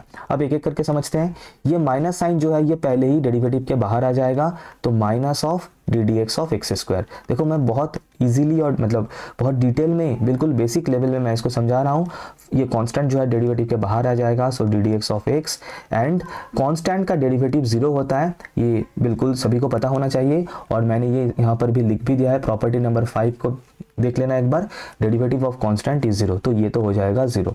अच्छा, अब एक्स स्क्वायर का डेरिवेटिव क्या होगा, फिर से ये जो फर्स्ट प्रॉपर्टी है डेरिवेटिव का, इसी को यूज करके तुम्हें एक्स स्क्वायर का डेरिवेटिव मिल जाएगा and it will be 2x, और बाहर एक माइनस साइन पहले से था, तो this will be minus of 2x। अच्छा, फिर प्लस 4 इंटू एक्स का डेरिवेटिव तो 1 होता है, ये ऑलरेडी हम लोग देख चुके हैं, तो इसका मतलब f डैश x जो हमें मिल रहा है, f dash x we are getting as minus 2x plus 4। अब क्रिटिकल वैल्यू के लिए, that is maximum minimum find करने के लिए, to find the critical values कौन से वैल्यू होता है, एक बार कमेंट में ज़रूर बताना what do you mean by critical value, ये मैं ज़रूर रिप्लाई करूंगा इन द कमेंट, और उसके साथ कौन से कॉलेज से कमेंट कर रहे हो वो भी ज़रूर मेंशन करना इन द कमेंट सेक्शन। अच्छा, तो क्रिटिकल वैल्यू के लिए हमें जो करना है that is F dash x को 0 करना है, तो यहाँ से हमें मिल जाएगा -2x + 4 इज इक्वल्स टू 0। क्या मैं बीच में आ रहा हूँ? हाँ, मैं बीच में आ रहा हूँ। चलो, इसको अगर मैं सिंप्लीफाई कर दूँ तो मुझे x का वैल्यू क्या मिल जाएगा, x का वैल्यू मिल जाएगा 2। और अभी हमें क्या चेक करना है कि इस x = 2 में f डबल डैश x, अब f डबल डैश x मतलब क्या, मतलब सर जो आपको f डैश x मिला था उसका एक और बार डेरिवेटिव करना है, तो कर दो, that is ddx of -2x + 4। इसको अगर एक और बार डेरिवेटिव करोगे तो क्या आएगा, सिंपली -2 आएगा। सो देयरफॉर मैं ऊपर यहाँ पे लिख रहा हूँ f double dash x is equals to -2 which is less than 0। that means x equals to 2 पे डेफिनेटली मैक्सिमम एग्जिस्ट करता है, क्योंकि हमें पता है कि अगर second order derivative less than 0 हुआ तो that means x equals to 0 में एक मैक्सिमा एग्जिस्ट करता है, मैक्सिमम वैल्यू एग्जिस्ट करता है। So we are getting this function has a maximum value at x equals to 2। So my final answer is option number B. So for x equals to 2 the function f(x) has the maximum value. So that's it everyone. मैंने पूरा जो है ये group A का जो पूरा portion है, पूरा जो आंसर्स है, तब मैंने बिल्कुल डिटेल में सॉल्व करवा दिया। आई होप मज़ा आया होगा। मज़ा आया तो ज़रूर एक लाइक करना। ओके, अब मैं थोड़ा सा ये बता देता हूँ, जो सिलेबस है तुम लोगों के सामने पूरा सिलेबस है, और अभी तक जो मेरा एक्सपीरियंस रहा है लास्ट 4 to 5 इयर्स के क्वेश्चन पेपर सॉल्व करते वक्त की कौन कौन ऐसा इंपॉर्टेंट पोर्शन है, टॉपिक्स है जहाँ से मुझे डेफिनेटली क्वेश्चंस मिला है in almost every year, and वो भी बहुत अच्छा मतलब एक लार्ज पोर्शन ऑफ क्वेश्चंस मुझे देखने को मिला है। एंड दैट इज देखो, लॉगरिथम से जो बेसिक प्रॉपर्टीज़ है जिनसे ऑलरेडी हम लोग कुछ क्वेश्चन सॉल्व कर चुके हैं, वो तो डेफिनेटली इंपॉर्टेंट रहेगा फॉर एवरी ईयर, ये तो मैं नोटिस ऑलरेडी करते हुए आ रहा हूँ। तो जो बेसिक प्रॉपर्टीज़ है लॉगरिथम के, ये बहुत अच्छे से याद रखना है, देखना है। अच्छा, कॉम्प्लेक्स नंबर से मैंने जो नोटिस किया, एक तो ये क्यूब रूट ऑफ यूनिटी मतलब omega and I related questions बहुत ज़्यादा आ रहा है for 1 mark, 2 marks, 3 marks, 4 marks, even 5 marks also, 6 marks के लिए भी। And not only that, complex number से जो रियल पार्ट और इमेजिनरी पार्ट से वो कंपैरिजन वाला questions and conjugate of complex number से क्वेश्चंस मुझे देखने को मिल रहा है। बाकी जो पोर्शंस है उतना नहीं मिला, बट फिर भी we have to be prepared, हमें इसका भी फॉर्मूला एंड प्रॉपर्टीज को ध्यान में रखते हुए चलना है। अब आ जाते हैं one of the important portion, that is quadratic equation. Quadratic equation से वही जो sum of the roots and जो ये relation between roots and coefficients, ये जो है ये सबसे ज़्यादा मोस्टली इंपॉर्टेंट है, एंड 2 से 3 क्वेश्चन हमेशा मुझे देखने को मिला है from this particular part, very important for exam as well. अच्छा, नेक्स्ट उसके बाद मैं आ जाता हूँ बाइनोमियल थ्योरम के ऊपर। यहाँ पर मिडिल टर्म से मुझे क्वेश्चन को देखने मिला है, एंड जनरल टर्म से भी मुझे ज़्यादा क्वेश्चन जो मिला है इन्हीं दोनों पोर्शन से मुझे ज़्यादा मिला है while solving the previous year questions. अच्छा, नेक्स्ट मैं चलता हूँ वेक्टर अलजेब्रा के ऊपर। वेक्टर अलजेब्रा से dot product and cross product से ज़्यादा क्वेश्चन देखने को मिला है, एंड ये फोर्स का एक क्वेश्चन हमेशा रहता है, मैंने पेपर में नोटिस किया है ब्रॉड क्वेश्चन में, एंड जो परपेंडिकुलर एंड पैरेलल वेक्टर्स से भी क्वेश्चंस देखने को मुझे बहुत ज़्यादा मिला है from vector algebra part. Next trigonometry के बारे में क्या ही बताएं, ट्रिगोनोमेट्री से सब कुछ इंपॉर्टेंट होता है, ये सब बच्चों को पता ही है, लेकिन मोस्टली ज़्यादा मिला है जो मुझे इन्वर्स का क्वेश्चन ज़्यादा देखने को मिला है। एंड फिर उसके बाद एक जो दूसरा मिला है दैट इज़ वो मल्टीपल एंड सब मल्टीपल का जो एंगल का जो फॉर्मूला है उनको यूज़ करके क्वेश्चन मुझे देखने को मिला है। एंड तीसरा जो है वो जो शुरू में जो बेसिक जो पार्ट है वो कॉम्प्लीमेंट्री सप्लीमेंट्री एंगल का कंपाउंड एंगल का जो फॉर्मूला है, इनसे थोड़ा बहुत देखने को मिला है। तो मोर और लेस ये सब पोर्शन है, हालांकि ट्रिगोनोमेट्री पूरा इंपॉर्टेंट है, पूरा कवर करना है, क्योंकि ट्रिगोनोमेट्री के से किसी भी पोर्शन से क्वेश्चन जो है वो आ सकता है। बाकी आ जाते हैं लिमिट फंक्शंस एंड डेरिवेटिव इस चैप्टर के ऊपर। ये थोड़ा सबसे मतलब लेंदी पोर्शन है, या फिर सबसे ज़्यादा सिलेबस कैरी करने वाला पोर्शन है ये वाला। तो फंक्शन से मुझे डोमेन रेंज से क्वेश्चन देखने को मिला है, एंड जो इवन ऑड फंक्शन है इसका कंसेप्ट यूज़ करके क्वेश्चन मुझे देखने को मिला है। एंड ग्राफ से ज़्यादा उतना क्वेश्चन देखने को नहीं मिला, बाकी डोमेन का क्वेश्चन एंड रेंज का क्वेश्चन मुझे देखने को मिला है for broad questions from functions chapter. बाकी लिमिट कंटिन्यूटी जो स्टैंडर्ड लिमिट्स है, left hand limit right hand limit equate करने का मतलब कंटिन्यूटी चेक करने का क्वेश्चन मुझे 2-3 देखने को मिला है in the last years, in like last 3 to 4 years में। एंड उसके साथ साथ जो स्टैंडर्ड लिमिट्स हैं इनका भी फॉर्मूला याद रखना है टू सॉल्व क्वेश्चंस। अब डेरिवेटिव से आ जाते हैं, थोड़ा सा मतलब इजी टाइप ऑफ क्वेश्चन ही है, लेकिन हाँ पैरामेट्रिक फॉर्म से मुझे क्वेश्चन देखने को मिला है from derivative. And not only that, maxima minima से इसी पेपर में इसी पर्टिकुलर ग्रुप ए में ही हमें क्वेश्चन मिला है ऑलरेडी, तो जो कि हम लोग ऑलरेडी सॉल्व कर चुके हैं। बाकी डेफिनेशन से उतना ज़्यादा क्वेश्चन मुझे नहीं मिला फ्रॉम डेरिवेटिव, लेकिन हाँ जो स्टैंडर्ड फंक्शंस है उनका जो डेरिवेटिव है लाइक साइन कॉस हो गया, फिर एक्सपोनेंशियल, लॉगरिथम या फिर पॉलिनोमियल एटसेट्रा, इनका जो बेसिक फार्मूला है वो सब यूज करके जो क्वेश्चंस बनता है, हाँ चेन रूल का क्वेश्चन मुझे देखने को मिला फ्रॉम डेरिवेटिव। तो मोर और लेस यही सब इंपॉर्टेंट पोर्शंस है जहां से मुझे क्वेश्चन देखने को मिला है in the last 4 to 5 years. तो मैंने वो थोड़ा सा सॉर्ट आउट कर दिया so that it will help you definitely in this upcoming examination. Okay, अच्छा नेक्स्ट लास्ट जो सरप्राइज है नाउ, वो सरप्राइज के बारे में मैं थोड़ा सा बताना चाहूँगा एंड वीडियो में मैं टाइम स्टैम्प डाल दूंगा ताकि बहुत अच्छे से जो भी पोर्शन तुम लोगों को देखना है अपने अकॉर्डिंग आगे पीछे कर सको। ओके, सो सरप्राइज है कि this is the website of our channel. तो इसका लिंक मिल जाएगा डिस्क्रिप्शन में, या फिर जस्ट tendingtoinfinity.in लिखने से चैनल जो है ये आ जाएगा। तो यहाँ पे मैंने फ़िलहाल कोर्स एक अवेलेबल करवाया है, मैं थोड़ा सा वेबसाइट में लेके जाके मैं दिखाता हूँ। तो ये जो एक्सप्लोर कोर्सेस है ना, इस पर अगर क्लिक करोगे तो यहाँ पे एक कोर्स ओपन होगा for polytechnic first semester students.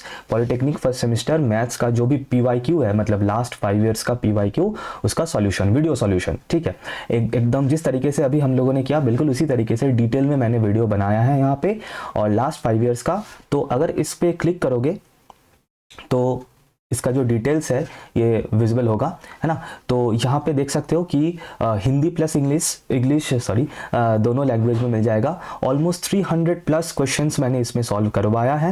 And जो मतलब लास्ट 5 ईयर्स है, दैट इज़ 23-24, 22-23, 21-22, 19-20 एंड 18-19। बीच में एक ईयर का कोविड था, वो तो मैं कुछ नहीं कर सकता उसके ऊपर। तो 5 ईयर्स का पूरा कंप्लीट वीडियो सॉल्यूशन मिल जाएगा इस कोर्स में। एंड पूरा PDF नोट्स भी मिलेगा, मतलब हर एक सॉल्यूशन का जो मेरा ये हैंड रिटन नोट्स है जहाँ से तुम लोग देख रहे हो, इसका भी ये नोट्स बिल्कुल मिल जाएगा इसी कोर्स में। Group A, group B, group C बिल्कुल डिटेल सॉल्यूशन मिलेगा। And not only that, module wise जो इंपॉर्टेंट क्वेश्चंस है वो भी मैं प्रोवाइड करवा दूंगा बिफोर द एग्जामिनेशन।